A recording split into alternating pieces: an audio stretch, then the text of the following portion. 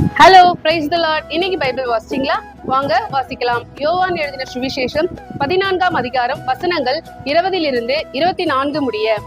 நான் என் பிதாவிலும் நீங்கள் என்னிலும் நான் உங்களிலும் இருக்கிறதை அந்நாளிலே நீங்கள் அறிவீர்கள். என் கற்பனைகளை பெற்றுக்கொண்டு அவைகளை கை கொள்ளுகிறவனே என்னிடத்தில் அன்பாயிருக்கிறான். என்னிடத்தில் அன்பாயிருக்கிறவன் என் பிதாவுக்கு அன்பாயிருப்பான். நானும் அவனில் அன்பாயிருந்து அவனுக்கு என்னை வெளிப்படுத்துவேன் என்றார். ஸ்காரியோத் அல்லாத யூதா என்பவன் அவரை நோக்கி, ஆண்டவரே, நீர் உலகத்துக்கு உம்மை வெளிப்படுத்தாமல் எங்களுக்கு உம்மை வெளிப்படுத்த போகிற காரணம் என்ன என்றான். இயேசு அவனுக்கு பிரதியுத்தரமாக, ஒருவன் என்னில் அன்பாயிருந்தால் அவன் என் வசனத்தை கை கொள்ளுவான். அவனில் என் பிதா அன்பாயிருப்பார். நாங்கள் அவனிடத்தில் வந்து அவனோடே வாசம் பண்ணுவோம்.